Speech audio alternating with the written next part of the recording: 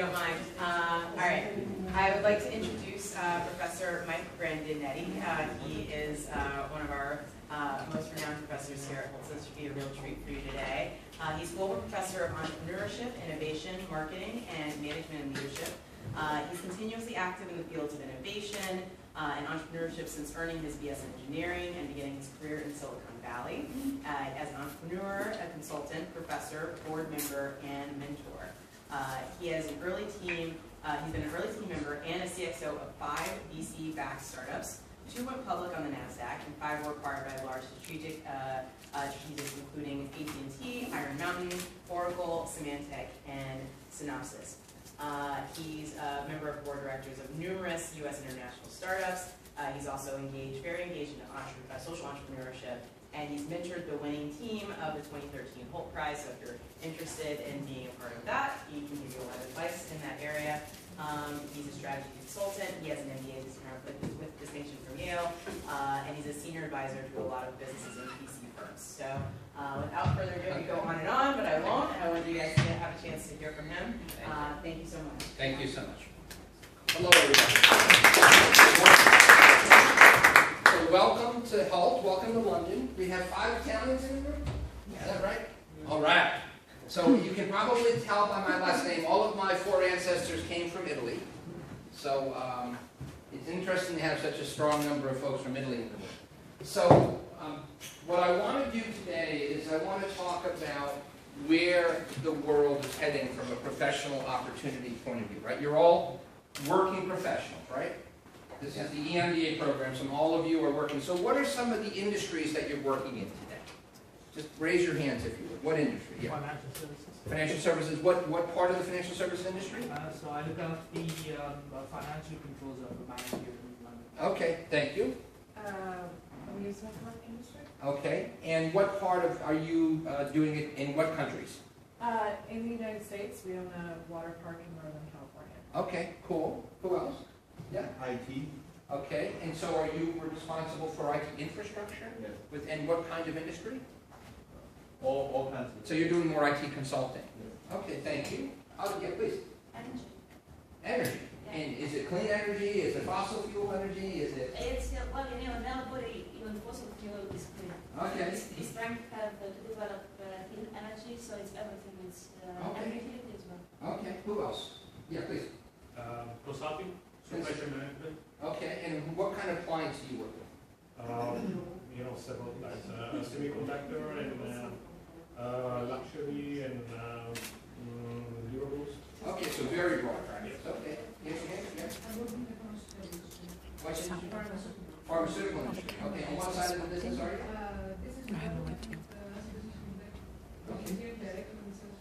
Okay, thank you. Please, anyone else? Yeah. Energy as well? Banking. Okay. Engineering consulting. Okay.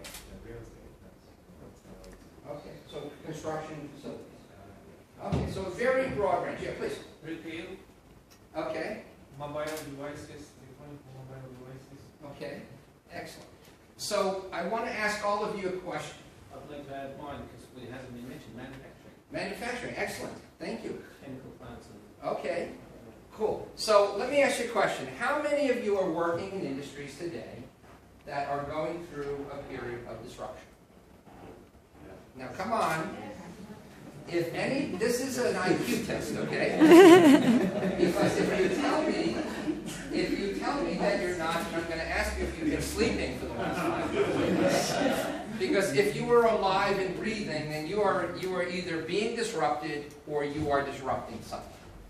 And unfortunately, most businesses are on the losing end of that equation. Okay? So, why would we want to study disruptive business models? What is it about disruption that makes it such a critical topic, whether you're in consulting, manufacturing, banking, pharmaceuticals, energy? Why is it so important to understand the essence of this? What do you think are why has this become such an incredibly hot topic amongst executives in the Harvard Business Review, in Fortune magazine, Forbes magazine? Why is this all of a sudden something that executives lose sleep over night and night and night? Anybody venture a guess on that? probably about risk mitigation, the risk that the industry faces, and we want to stay on top of it, Okay. plan ahead. All right, and tell me your first name. My name is Videsh. You play cricket now? Yeah, I do. Okay, good. Yeah, good reflexes. Okay. Yeah, all right. So from your point of view as a guy that manages banks, of course, your answer would be risk mitigation. I bet you think a lot about risk mitigation. But there's no doubt that if you were in a large, slow-moving company, and you've got young, aggressive upstarts coming into your industry, how do you mitigate risk? You better have a business model that is current, for sure. What other reasons would we want to think about business? Why is this such an important topic? And by the way, while I'm doing this masterclass, I'm teaching a 4-day, 40-hour class on disruptive business model innovation upstairs on the 3rd floor. And we've got our students, our EMBAs, our MBAs, our Masters in Marketing students, our Masters in International Business have come in from all around the world.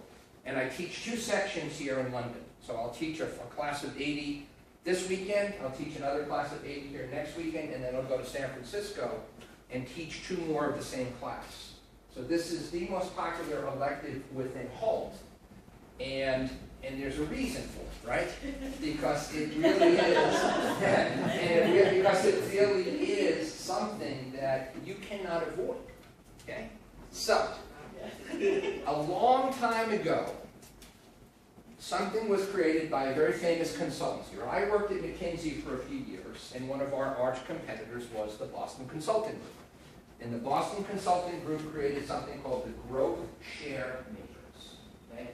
And what the Growth Share Matrix intended to do, this is the 1960s, right? This is the age of the dinosaurs. We're talking prehistory here, okay? When it comes to business models. The Growth Share Matrix talked about these things in the lower left-hand quadrant called cash cows. Right? A cash cow was a business that had achieved scale, and if you left it alone for quite some time, it would continue to throw off cash.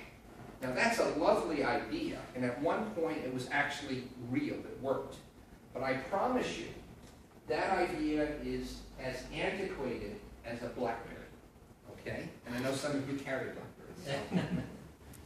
But of course, is anyone from France here? So you know Paul Valéry, the great French thinker. The trouble with our times is that our future is not what it used to be. Because here's the bottom line. Change is coming, right? There was an American inventor by the name of Benjamin Franklin. And Benjamin Franklin was very quotable. Too bad Twitter wasn't around, because he would have been great on Twitter. Okay? And he said, the only thing that you can be sure about is death and taxes. He was wrong. Death and taxes and change. Change is a constant. If I think about the world my 4 Italian grandparents were born into in southern Italy, and what has happened over the last 100 years, they would be stunned at what is going on in the world today. Okay? And so one of my heroes, a man I had a chance to work with on occasion, is a guy by the name of Jack Welch. Jack Welch, the Chief Executive Officer of General Electric, but much more importantly than that, probably the greatest practitioner of management that's ever lived. A lot of the things that we take for granted today in business are things that came out of his own leadership of GE. And over 30 years, he created more value for his shareholders than any CEO who's ever lived. Okay? Things that we take for granted today, like benchmarking. Things that we take for granted today, like transparency in organizations, like boundaryless global organizations, like 360-degree employee reviews, like investing in our employees' continuous growth, were all things that were born at GE. Okay? And Welch, like Ben Franklin, was very quotable. Change before you have to. It turns out very few companies do that. Most companies don't change until the bankruptcy lawyer is showing up at their doorstep and you are literally on the brink of vaporizing. Okay? And that, of course, is a problem. Okay? Very few executives are prepared for change.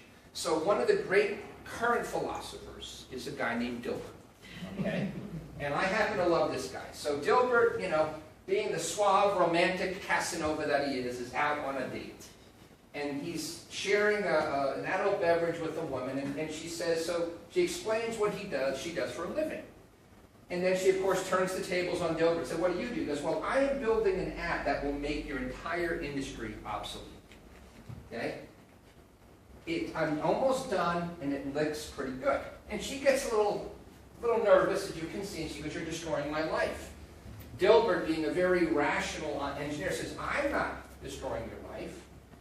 I'm just making the app. The app will destroy your life. That's totally different, okay?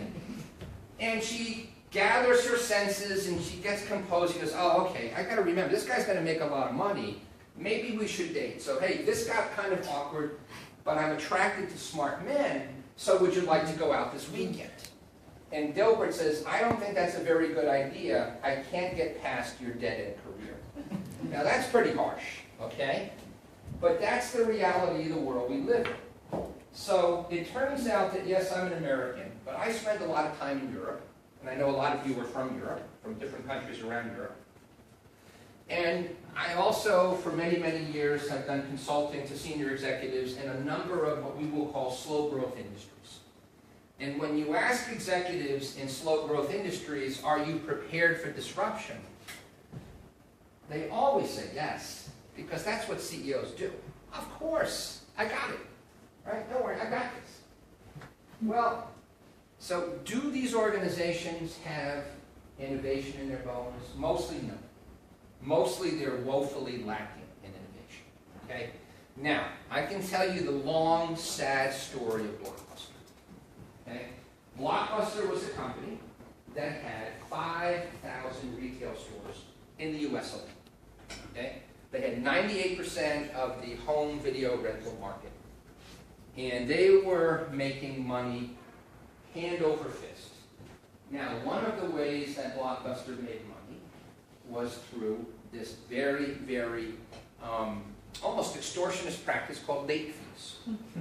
Blockbuster's business model was predicated on human nature, that people like to procrastinate. And so a very significant amount of the profits from Blockbuster were based on late fees. Nobody liked late fees, but nobody had a choice.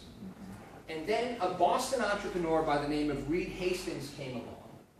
And he was then living in Silicon Valley, and he rented that wonderful movie called Apollo 13. You guys ever see that movie? Apollo 13 was about the American spaceship that tried to go to the moon, and there was tremendous technical problems, and they were lucky to bring the men back alive. It's a phenomenal movie. True story.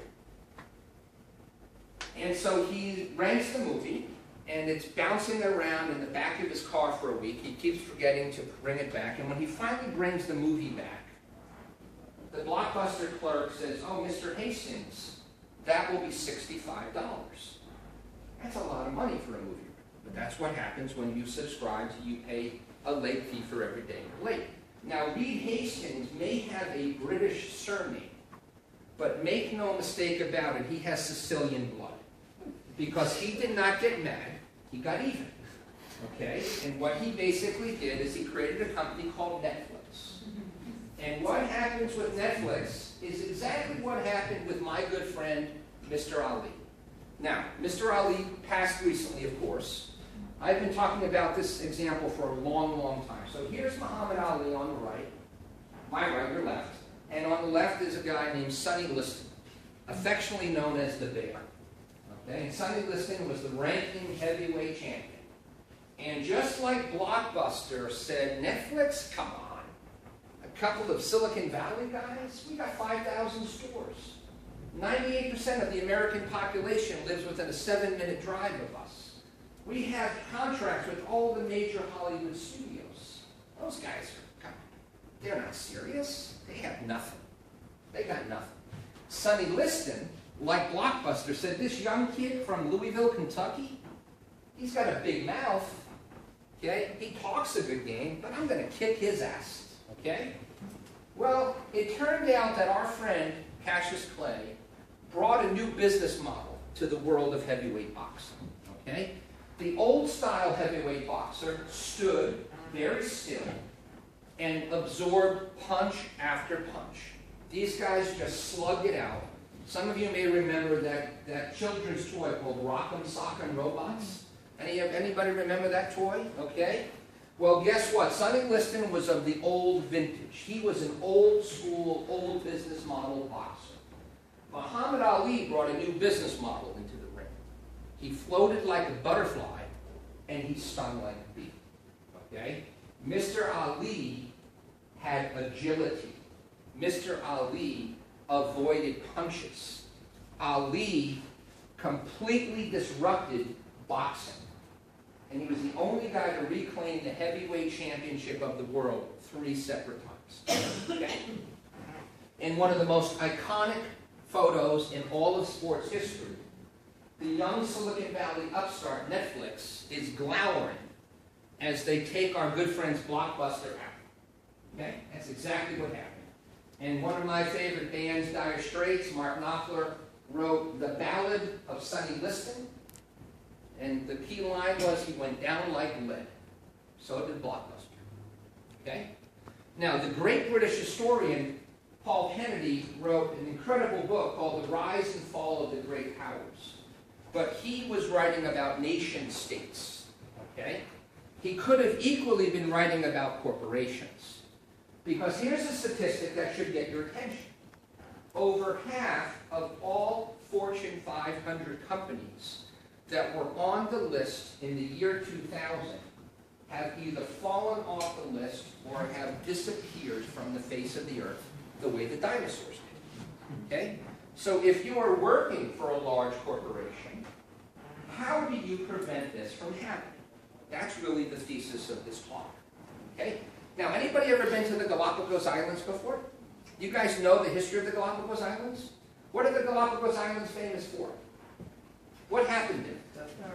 Charlie Darwin discovered the theory of adaptivity in the Galapagos Islands because he saw all of these new volcanic islands and he was able to see how different, for example, a finch, a bird called the finch was. So they had the Darwin finch. And he saw how finches evolved very differently depending on what island they were on, depending on the amount of rainfall and the type of foliage on the island. So, you know, if you're in the neighborhood and Charlie Darwin's around, of course you're going to go have a coffee with him, right? So I figured I'd go have a coffee with Charlie, right? Just like Elvis, Charlie's not dead. He's alive and well and thriving in the Galapagos Islands, okay?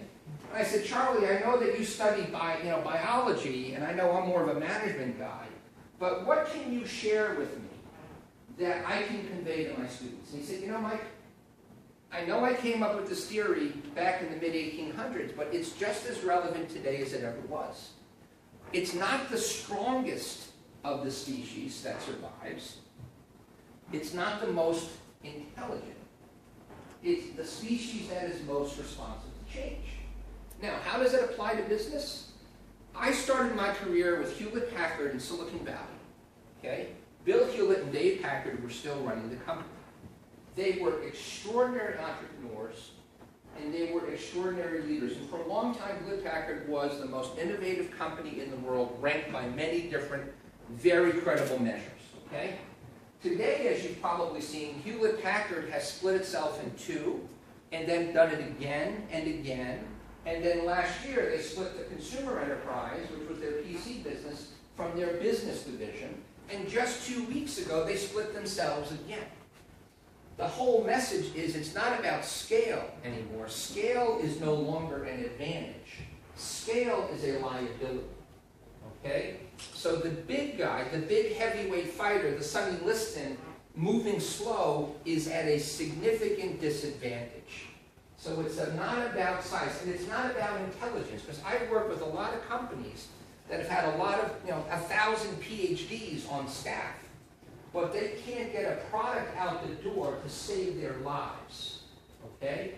Because they think that just because I've got great science means that the world will buy that. No, the world doesn't buy science. The world buys solutions to problems. So it's not about scale, and it's not about intelligence. It's about adapting. So let's talk about adaptivity. Let's look at Netflix. The early Netflix business was a business that took a plastic disc called a DVD and they put it into an envelope and they slapped some postage on it. That's not a very complex business, is it? Now, what does our good friends at Netflix do today? They create content that is as good as any content from Warner Brothers or Sony or Disney.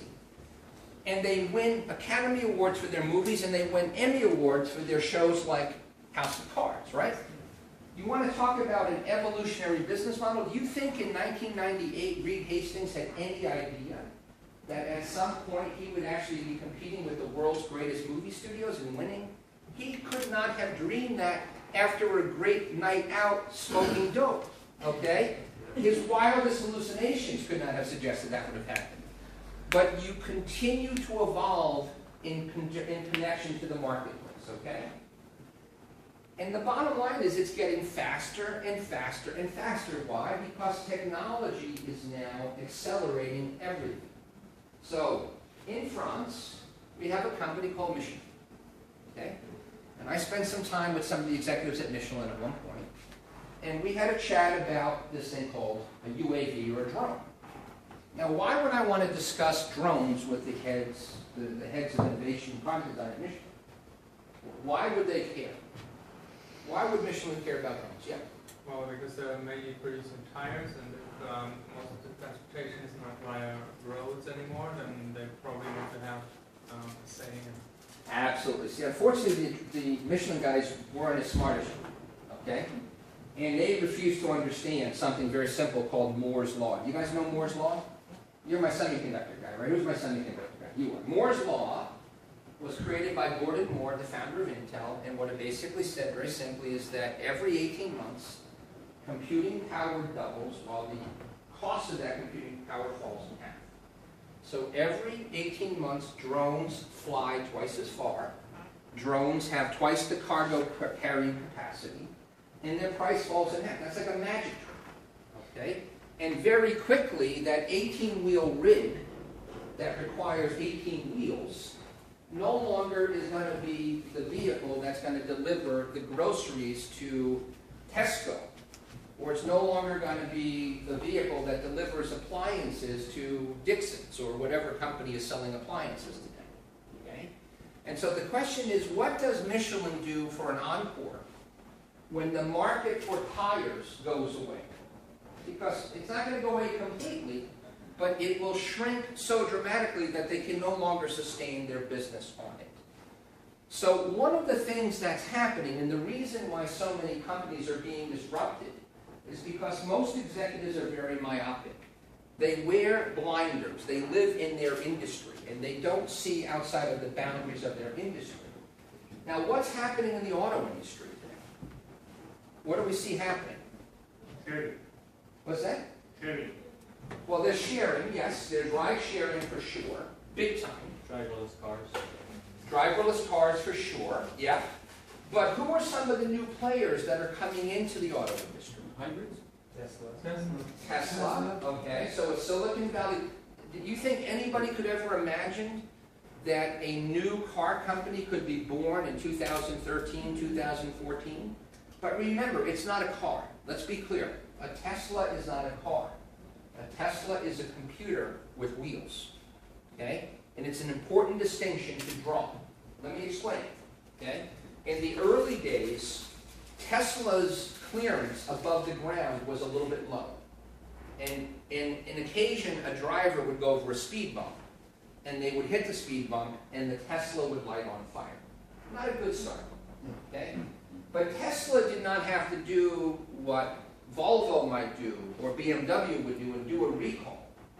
Tesla simply created a software update that it pushed out to all of its cars all around the world, and it told the cars, you need to get a little bit higher off the ground, and they raised the car 2 inches, problem solved. Okay? So, yes, exactly. That's exactly right. That's exactly the reaction you should have, okay? Tesla is a computer with wheels. And today, Apple, right, when Apple was created in 1984, first of all, do you think Steve Jobs knew in 1984 that Apple would become the largest retailer